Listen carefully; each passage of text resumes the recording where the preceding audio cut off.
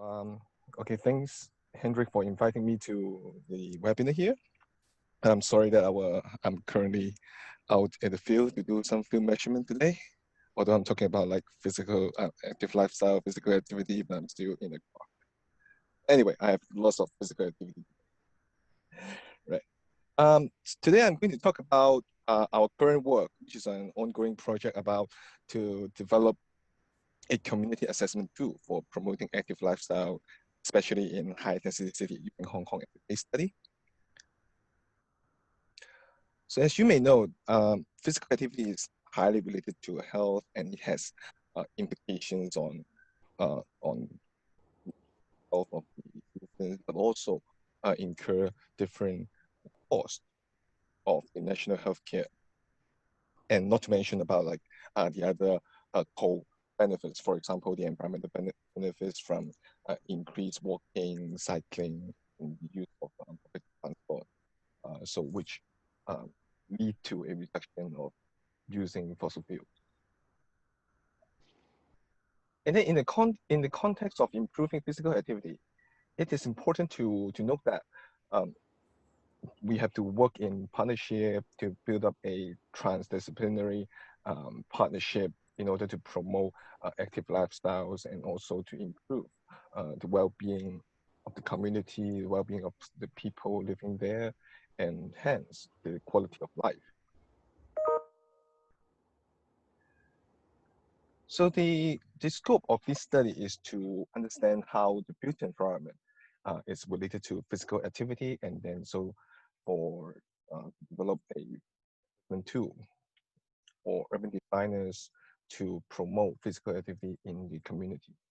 So under this context, we have four major categories that we have to pay attention on.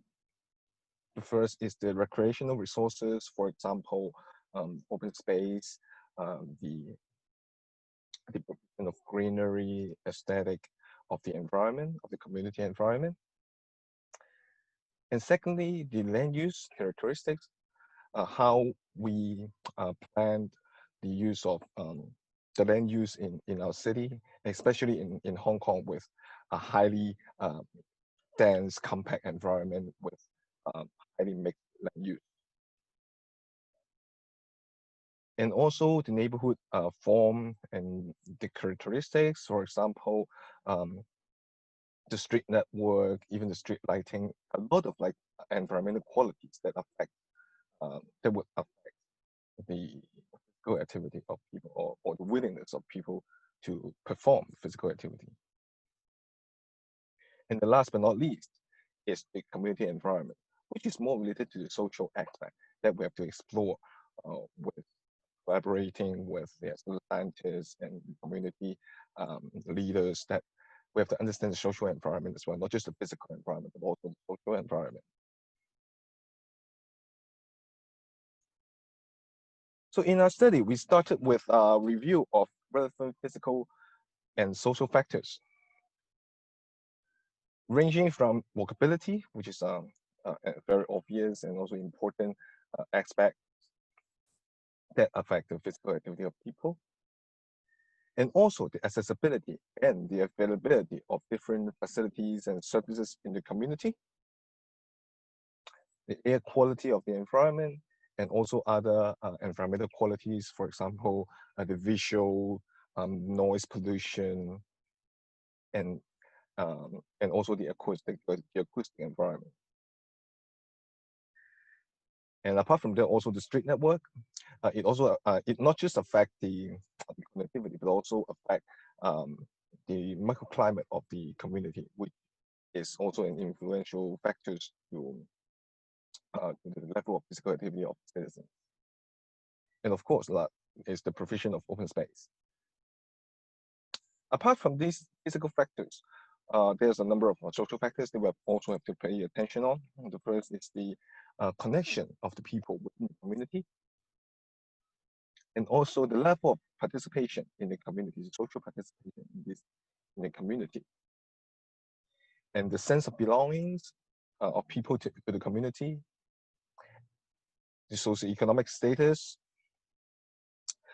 and even the cultural background, which affect their way of living, their lifestyles, and also the behavior of individuals in the community.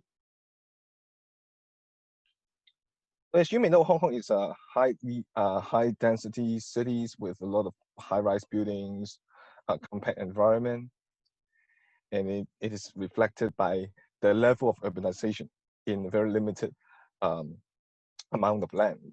So the built-up area takes up like about 1/4 of the land in Hong Kong.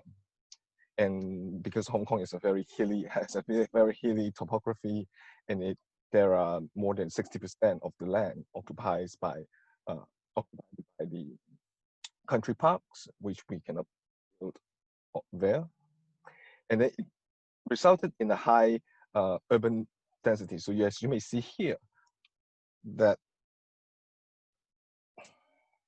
the average population density in the built-up area, in the urban areas, is about like 27,000 persons per square kilometers, which is an extremely high population density, and not to mention the building density as well. So in this particular environment, we have to pay attention on a lot of environmental aspects. So for example, the small home spaces, the working spaces, and then the cost of accommodation, which is more the socio-economic side uh, of the discussions, and the approach to enhance the livability of our cities also include to how to improve the existing environment and also to optimize future development especially in the new development areas. So it means that there's a need for design tool for urban designers to take into account a number of different perspectives um, in future development to promote the physical activity in the community. So this is the strategic planning document of Hong Kong, the Hong Kong 2030 Plus.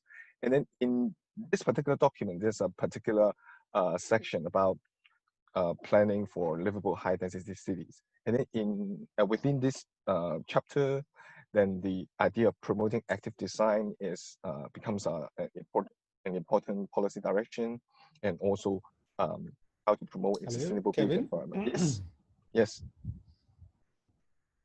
yes. Is it time's up? Sorry? Is there any problem? No, you can go on. Just go on. Right, anyway, so this is the strategic planning direction of Hong Kong, how to include the active design, active lifestyle in the urban planning and design. And then it's also in line with the strategy and action plan to prevent and control the non-communicable disease in Hong Kong. And then to start with the development of the community assessment tool, we study a number of existing tools from Canada, from the UK, from a number of Asian cities as well. And then the healthy built environment include like different areas of urban planning and design, which within each core areas, then we have a different perspective to consider for urban designers to consider. And then all these particular focuses are related to the social well-being, the economic benefit, and then the size of the communities.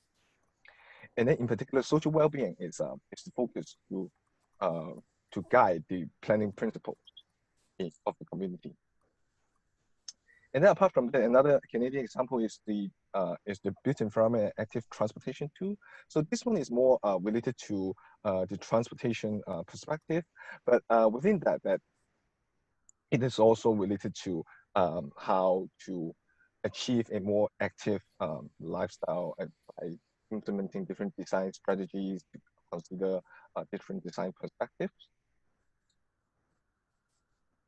So the objectives of the study is to develop an assessment tool for urban design in high density cities, and then this tool is also aimed to support decision making in the community, and of course to promote physical activity of the urban residents through urban design, for example, the open space neighborhood environment.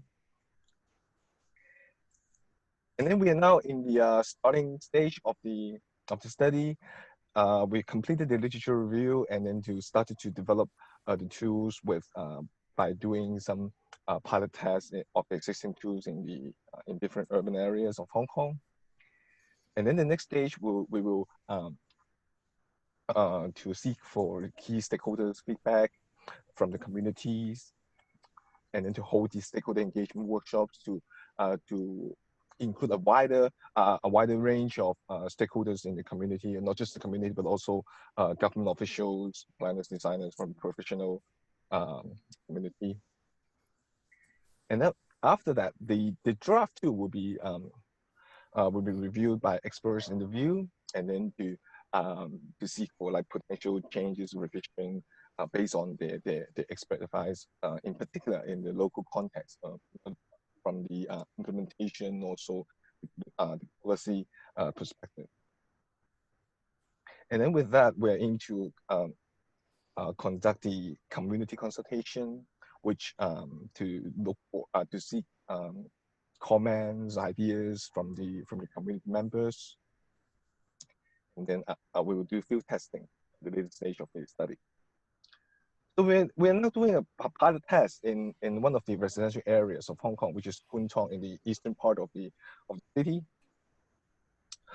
It has a very small community, so you can see here that within 600 meters, then there's quite a wide range of urban settings, from the more local or older local style with tenement houses to a newer generation of public housing in the community.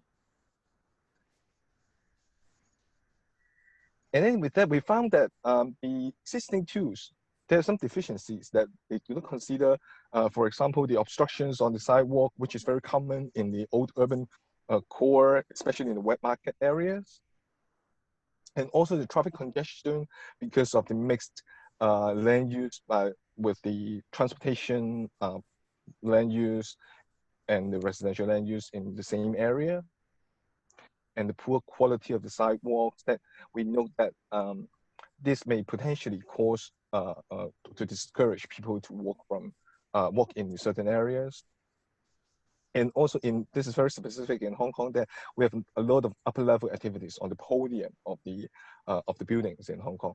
So all these are some specific features that we found in our city that may not be considered in the existing tools. Then we'll in the next stage, we are now we will work on to improve the tool to adapt the tool to our city, and to develop a set of assessment tool and corresponding design guidelines with the collaboration with the professional community. So this is my presentation, and I hope that you will provide some valuable comments for our study to further. Thank you very much.